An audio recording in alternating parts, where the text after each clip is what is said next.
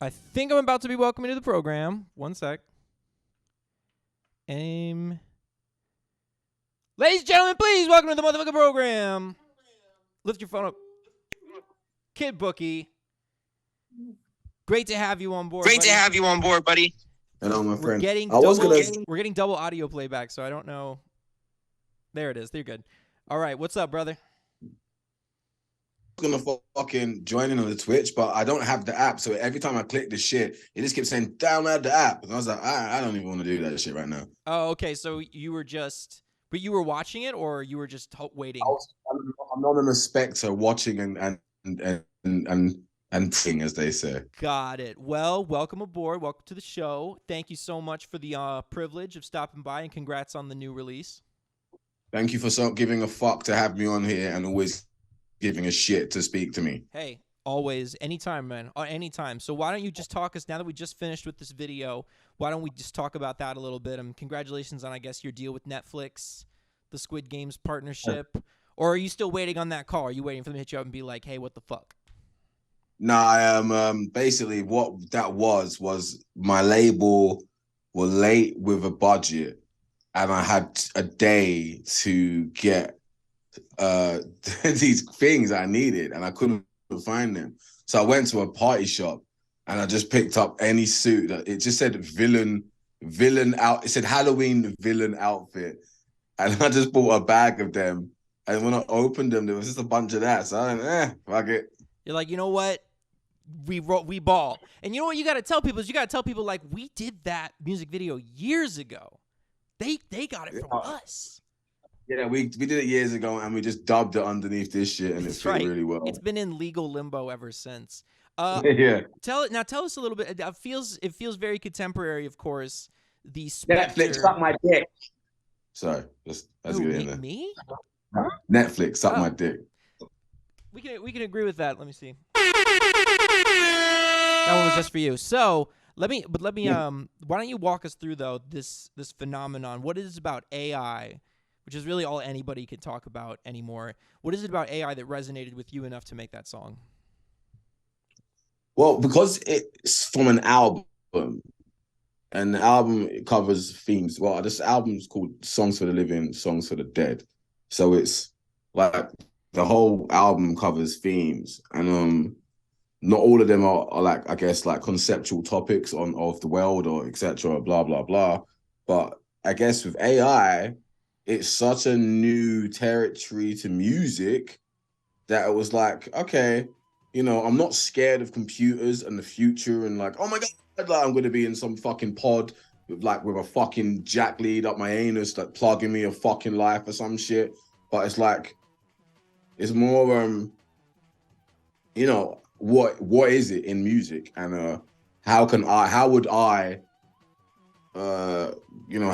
even make a song about it and put it out? Because I'm not, you know, I'm a very feely artist. I don't really, you know, I touch on topics of like, you know, real life shit, but I don't really go to like AI for me is not, it's like it's a very fine line of being fucking corny or being like articulate. Well, it's with something it. And I think that it was, as an you know, artist, now would you say though, as an artist, the specter of AI is something that threatens you directly, right? Because it's trying to cut you out of the equation. Where the idea that somebody might log into a website and go, write me a Kid Bookie type song, and then it could just do that on its own. Which kind of fucks me, you know, fucks me over a little bit, because it's like, that's scary. You know, it's like, but it's like, you know, and it's even just in general, AI itself is such a rampant new ideology towards certain things that it's like, no, you know, the gray area is very unprecedented. So I don't really know what the fuck it is. So I'm just going to make songs about it and talk about killing the monarchy with AI specters in it. So taking us back, though, we're going to jump way back now. So when I was looking into some of your stuff today, I noticed that you had done a music video with Elevator. And this is like deep lore now. No, like people don't know this, even though it used to be my entire life, is I came up shooting music videos in Chicago. And Elevator were one of the biggest names doing it, because that's like that was their hometown. How did you connect with them for that video? Oh, it was crazy. I think at the time when I was doing, like at the time I was breaking so far away from fucking, being from Britain, you get lumped into a category. And if you don't fit that category, you kind of just like on the outskirts and the outside of the scene or the industry, whatever. And I'm always kind of been against the grain motherfucker, I guess. And and I needed to do something that got me away from where I came from. And where I came from, like I came from like just doing what everyone did, and then to realizing that I don't want to do that shit, and starting to kind of put a lot of rock influence shit in my stuff really early, but not having anywhere to kind of aim it. So I just, you just kind of get close to your hip hop shit. And with Elevate, it was like I made this video, and obviously inside on the video, I'm throwing up on fucking naked girls, fucking throwing shit at the camera and fucking all this crap. And I just like, if I put that out in Britain, it wouldn't have moved, it wouldn't have done anything. It wouldn't have had anyone give a fuck about it. It would have just been another video that slept on. But I knew that if I put it on a medium that has people that may appreciate that style of shit I'm doing, then I'll get somewhere with it. And So so they I didn't hooked produce up the with a video; they just published it. so I hooked up with a guy. I can't remember who he was at the time, but he was someone that put videos out on Elevator, and I showed him the video, and he was like, "Yeah, man, we got to put this shit in." It was Tommy Monroe, actually. Tommy Monroe.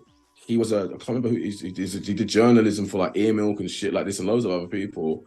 And he was like, "This needs to go on Elevator." So he sorted it out and put it on Elevator, and then it kind of did well. Like it was Anthony Fantano picked that shit up, and he shared the clip, and it just went crazy on the internet at the time. So it was like, yeah, it was nice.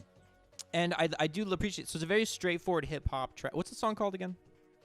Shake up. Shake Up. So what I think is funny about that one though is it's a pretty straightforward hip hop type track.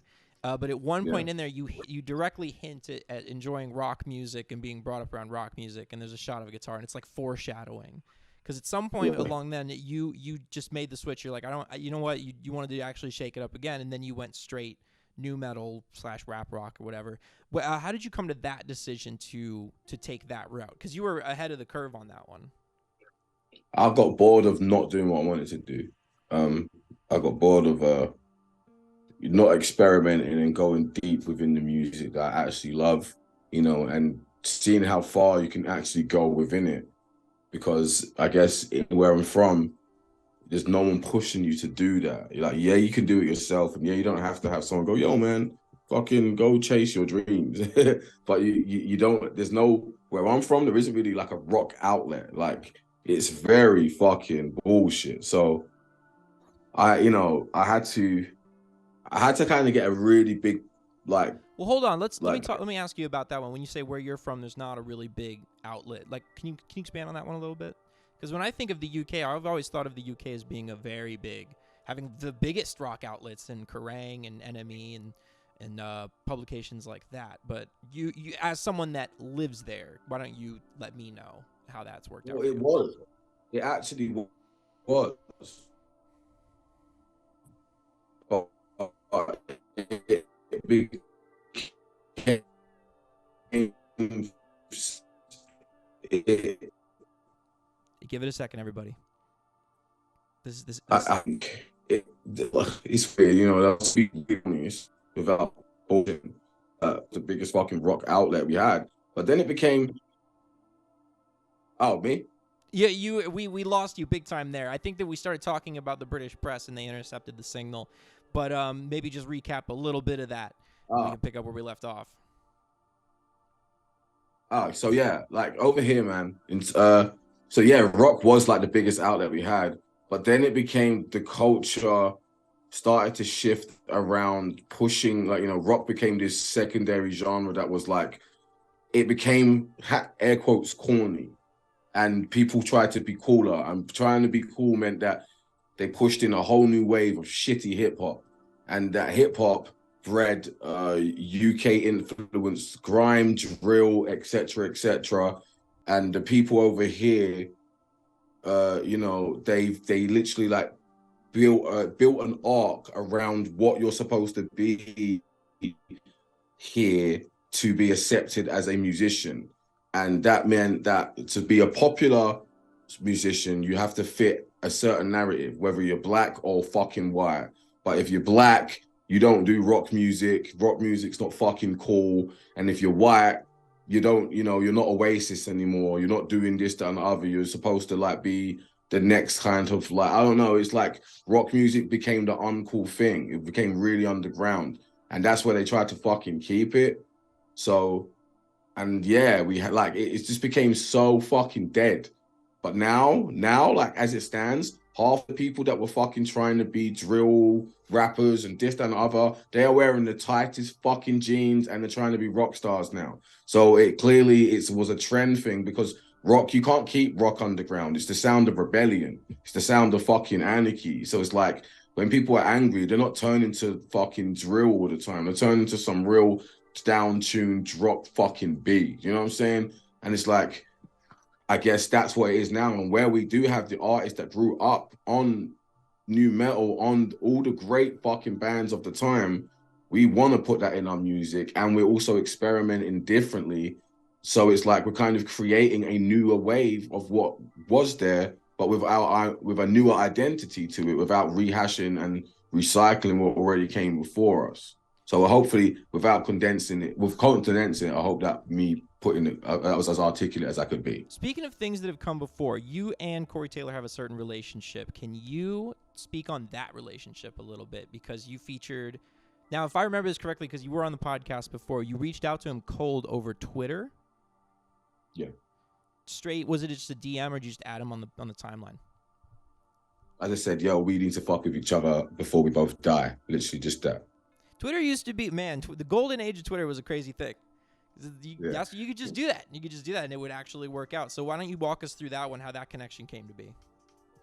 Well, that one was crazy because I think that actually changed my life because I was actually on the train home from a place I worked at the time. I sent that tweet, and the next day, my phone was blowing up with the news and like Enemy and the Metro and all of these things I had never had as a musician. Like I had certain things and, you're on publications, you're on this, but I had never experienced a glow up per se as like that.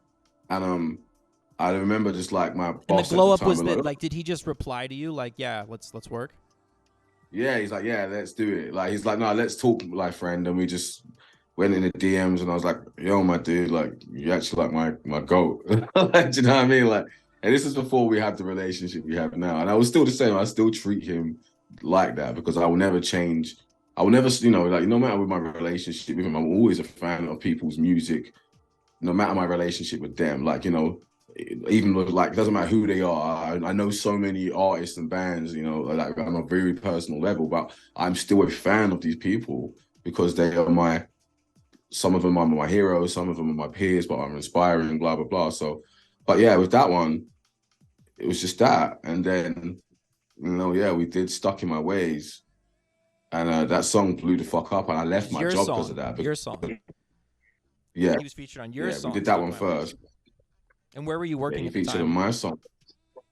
A vegan place called Temple of Satan. Was it difficult to walk away from that? No, fuck no. Fuck no. The minute they asked me to get off my phone when I was checking my mentions on Twitter because it was going crazy, I literally put my apron there. I said, fuck this shit, and walked out. And I've never went back to work again. So yeah, there was a clear blessing in that shit. But so we did that, and it just stayed really cool, man. It's like it was just really cool. It's like I have a genetic big brother. So the relationship we had was very big brotherish, and it was just like turned into that over time. We became really close friends, and it's like, yeah, I don't, sometimes it's like I don't even call, like I couldn't even tell you how many times I call you big bro because that's sometimes your second fucking name to me. But that's what the relationship is, and it's family, and it's always gonna be family. It's not like, yo, that's my family, it's my brother, man. Just like throwing it out there. It's my actual fucking dog, man. Like I miss him sometimes. I think of like, you know what I mean? I miss my brother sometimes. You know what I'm saying? Like I like that shit, because it's my family. And can you speak on the rumors that you're Slipknot's new drummer? Yes, I can because that's been confirmed, I believe, in Loudwire. I There we believe. go. That's right, baby. Whoever's tuned in on this one from Revolver, from Loudwire, from Enemy, run to your publications right now. We've got the new drummer of Slipknot in the building, Kid Bookie. Kid Bookie, Yeah. wow. And how long have you And been playing drums? I haven't yet, so Man, that's the you have thing. got your work cut out for you, buddy. You should hop off this call and get to it because those are some tough drum parts. I trust in faith and a complete delusion. So I'm actually like, fuck it, like not even religious. So I'm just like delusional as fuck to know that, you know what, I can remember and I can sound out the nuance of the drums. So if I can put my brain to it, then I can probably do it. Yeah, that's the attitude. That's the spirit. How hard could this be? How hard could this be? You know what I mean? What Come the on. fuck? It's just like, Come on. I'm a human being, pricks. Fuck you. Do you know what I'm saying? So with but do you guys link up like every time he's in town? Yeah. That's awesome. That's awesome. I was really hoping to be out there for his fucking birthday, but I just come off tour and I became so fucking financially ruined. I cannot afford to do and spend what I want to do to get out there for the birthday. But I will be going out there next year to make sure I can visit everyone. I miss everyone, man. He's got even like this is the whole unit from Alicia to Griffin to fucking Christian Martucci to Dustin to Zach Throne, like it's to fucking Sid to Kira Kawakami from fucking everybody. Like it's a really big unit, and they're just it's like I don't know. It's my friends, it's my family. I love them, and being able to be on fucking his album and him being on my albums, and then him being on my fucking EPs, and we just do shit. I actually want. It's funny enough on AI. I actually messaged him not long ago because I actually want to do a remix to AI with him and Noah Sebastian from Bad Omens, but I haven't actually asked Noah yet. But I really want the remix to be him and Noah because I feel like it will be like I know Corey fucking hates. Is this exclusive information? Well, yeah, I haven't said it anyway, but this is just what I want to do. Like I've told Corey I want him on the song. He's actually said, "Oh, we'll listen to this shit on a flight a few weeks ago." I haven't chased it up, but yeah, that's what I really like because I want to do like a remixed versions of loads of songs on my album, like 6 of them, and AI was one of them on there. But AI in my head, I really want fucking Noah and Corey to just be on that shit together with me because they're so fucking like they're both friends of mine, but they're also two of the best in the fucking game, and I tell them very often. That's amazing. Yeah. We're all. I think I could speak for everyone. I say we're excited to see where that leads. Were you aware though? So Sid, were you aware that Sid did beats? Yeah, Has he ever sent you anything?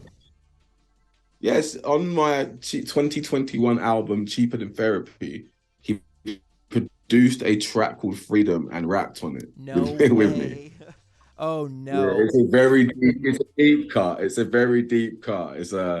And he didn't want to rap on it. He was like, "Why do you want me to rap on it?" He's like, "I don't want to do it. I don't want to do it." But I was like, "Dude, there's not many people on this earth that are gonna get you to rap on your own beat on their album."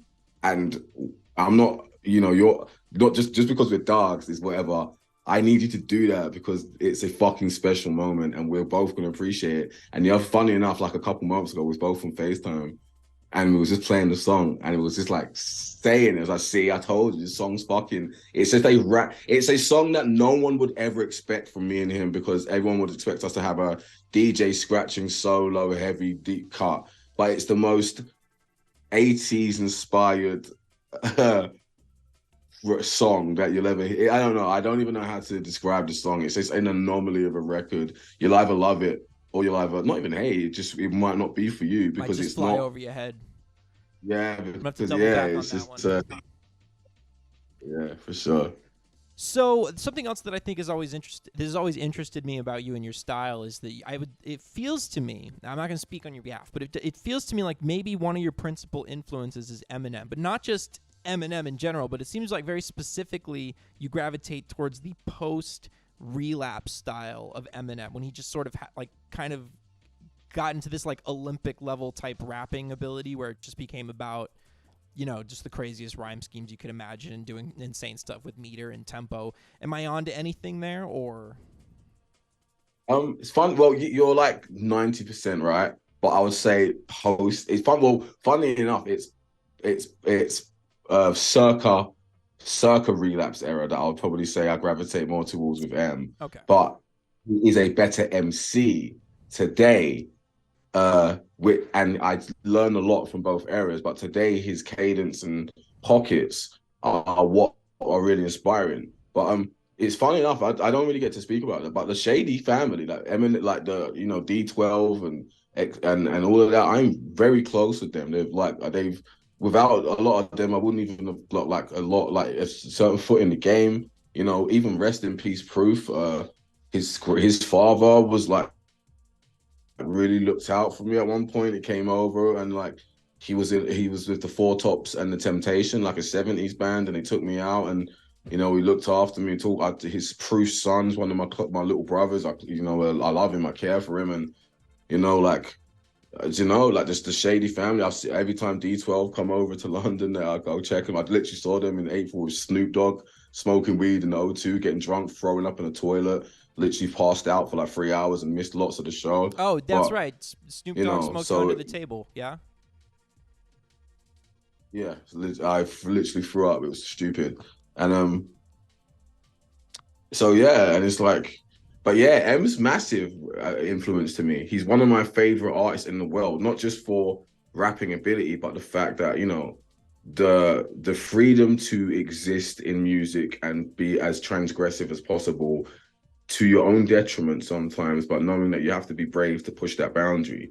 And a lot of my favorite artists do that. And yeah, his rhyme scheme, yeah, like I guess the Olympic level type rapping is more whether I'm singing a chorus or I'm singing a verse, I know that if I'm gonna rap, how interesting can I make rapping be to make someone give a fuck about it? Because sometimes a verse has got, a verse is important. Like the chorus is anthemic, the chorus is going to be big, is loud, etc. But how interesting can I make you want to listen to this verse? And I can, rapping is it's such a, it's such a thing. Like you got to understand how to rap on this shit to make people want to listen to you. And especially as a rapper on rock music, I can be very hit or miss. So I've got to make sure that if I'm doing it, it's very poignant and pertinent. You can be to the hit or fucking miss. point, I think so because it's like, we like some people don't even classify you as a rapper sometimes, even if you're rapping your ass off on rap music. I mean, on new metal and shit. Like, how many people are dumping on Fred Durst? But he's fucking sick. It's true. It's true. Like in terms of like the history of our genre, and when it comes to like MCing, we don't have like a Rakim level, MC in our genre. Nobody really respects the rappers, and their ability. So it's like I'm on this fence. I'm on this fine line where it's like the rappers know I'm good, but they're not gonna. I work like it's predictable that I work with Tech Nine and shit like that, right? Because it's like, what other rappers are gonna take me in that kind of way? I rap with Corey Taylor. He's a heavy metal artist, right? We rap together sometimes, and yeah, we do screamo tracks too, and we can fucking do singing and whatever. But Lenny Clan 123 says, "What about Mike Shinoda from Linkin Park?" Mike for sure can rap, but to me personally speaking, he was always more of a songwriter, and his influences as a rapper were very much like Volume 3 era Jay-Z and Black Thought. But as far as like personal rapping ability, well, you know what, Kid Bookie, you're the fucking rapper. What am I talking about? How do you feel about Mike Shinoda's abilities as like an MC? Mike's a rapper, but Mike's a fucking rapper. And when you put it close, like, bro, you rapped with Jay-Z. Like your cosign's ridiculous. But rappers, it's weird. Like the industry will not give the industry will give Mike Shinoda the rapper from Linkin Park, but they won't give Mike Shinoda the rapper who can rap. Yeah, he can rap. He can rap. Yeah. That's the funny thing. The funny thing about Mike is, though, is like what kills me about Mike is he's such a good songwriter that you don't realize the intricacies of his like flows on Hybrid Theory and stuff like that. Like you don't realize like he's doing these internal rhyme schemes and he's doing these like double time passages because you're just like, oh, this is so catchy, and it's like, no, I don't think people were really doing that over rock music until he came along. 100%. Like even his verse and fucking Paper Cuts, it's like I was just thinking of. He's like, It's so yeah, but it's so early. Like when you think of the time when he did it, it was so early in music that he had to have been like listening to good MCs and understanding. Like that's why I always say you have to understand the music. And he understood rap and he understood rock. And I think it's so like anyone can rap and do rock, but when you understand the intricacies of it, you will make great music within this space. specifically with And I, Paper Cut, we were talking about Collision Course on the last episode, and I think that his flow on Paper Cut comes from Jigga What, Jigga Who, is where I think he got yeah, like that because you pull up the beat and there's like a there's certain like a it's not grid there. no, it's all like yeah, yeah. He's just Motherfuckers want going to act crazy. loco, hit him up numerous Yeah, shots yeah, from the fofo. yeah, Like there's yeah, there's like, and it's like that's yeah. but that's to me like that's what that's like Mike's essence, his secret sauce. The guy's studied. He's a scholar of rap music and rap flows and whatnot. But you are right. You are right. When a rapper is in a rock band, they do not get their props as an MC. I've always really liked Jacoby Shaddix. I've always been one to ride for Jacoby Shaddix. I think that So again, Jacoby again. He's another one. But it's like again, it's like in my sphere, I'm gonna be rapping like with rockers, and it's like, but we're rapping our asses off. But and it's like, I prevail. Brian fucking raps. He fucking raps sick. So does and fucking so does Dick Van. So does fucking Dick, man. He fucking kills this shit. Like it's ridiculous, and it's like his screamer rapping's like 10 times fucking more intense than Scarlord's. So it's like, and who is this you're describing? It's the other vocalist in I Prevail. Okay. Okay. Yeah, Eric. I call him because his Instagram name is Dick Van Berg, but his name's Eric. I don't think I've ever listened to I Prevail. So if somebody could send me No, stuff. I would literally, if I was to put you onto I Prevail, I would say, especially to understand, it's almost like it's like post new metal with metalcore and like very sometimes pop-esque choruses. But it's like there's a song called Choke and no Visceral, which sounds like if Linkin Park did it, it would just have Chester doing the chorus in. It's like save the mess you made. Okay. Like very big, and so I like all you have to do is actually just listen to the last album, True Power. I'm actually touring with them in Europe in May. We're doing an arena tour in Europe, which is gonna be so fucking sick. When the fuck are you coming to America? In March. Oh yeah, you're like boom. How you like that? Wait, where are you gonna be? When are you gonna be? Don't say South by. Unfortunately, I have to say. We need it. Listen, we need a new Metal Agenda showcase. We need a new Metal Agenda showcase.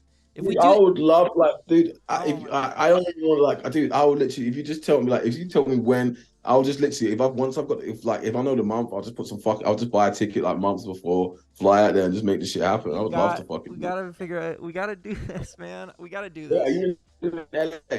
What? Where are you? I'm in LA, but we do not. The thing is like we need. So I reached out to a friend of mine, an old friend of mine. Because Sid's in LA. I need to like Sid's got a studio in LA, and I've been meaning to go over and stay there. Hey, my door is open, buddy, open. So, but I was talking to an old friend of mine who runs a music publication in Chicago called Fake Shore Drive, and he'd throw these huge events, and he would do so much shit in the city. And I reached out to him, and I was like, how long did it take for you to start making money off events? Because I can't figure out how to make any money off events. And he's like, we had Red Bull as a sponsor. They paid for everything, and they paid me. And I'm like, that sounds really. Where are those people now? What happened to all that? And it's just that was just early mid 2010s culture right there. We just no, but I think you also need to recognize the power that the new metal agenda has. We're working on it. No, because you also you could have the same sponsors. I think your pitch wouldn't even have to be a pitch of, hey, it would just have to be like, hey, this is what we do, this is who we are, this is the army we have, we're doing this. Would you want like you give them the option, like you don't pitch it to them like, hey, we need you. You say, this is who I am already. Because you don't have to back that shit up. River, you taking notes on this? This isn't just blowing fucking smoke. This is like sometimes recognizing the power that you fucking have. Because hell yeah, you're damn right. Yeah, but for sure. No more Four Loko. You know, Four Loko keeps leaving me on red. I'm gonna just get up in their DMs after this. I'm gonna be like, you know what? Fuck you guys. Fuck you guys. No, legit. I have been screaming "fuck you" to so many people recently. For some reason, it makes other people like you. So do you know what? Yeah. Sometimes you lose a couple people, but you know what? There's another person that's like, you know what? Fuck this. I like that shit. Yeah, fuck them too. I'm out of patience for this. Okay, so well, as we were like winding this down, I would like for you to rep. So here's what I think you should do for the first part of this, right? Rep to the people, the most essential like United Kingdom UK native new metal bands that they should look into, except for that one. The other ones, please let the people know who they should be checking out to learn more about that side of the new metal sphere. Okay, for if you really want some reminiscent new metal sounding like, and I don't say this, and I hate to always put people in a bracket, but some like early Slipknot, listen to Graphic Nature. They are really good, and Harvey Freeman, the lead singer, is a good friend of mine, and I love him to pieces. And his band is incredible. You should listen to Escape the Box. They are like post. Never even heard of them. Sorry, never even heard of them. They not many have, but that's why it's really good that I get the opportunity to just say the name here. They're like, how could I describe it? I don't want to say like Bring Me the Horizon, but I might have to say it because it's like, I guess it's very esque, but it has its own spin and stuff to it. And the lead singer features in quite a few of my songs. His name is Z Kizzy. Who else? Graphic Nature, Escape the Box.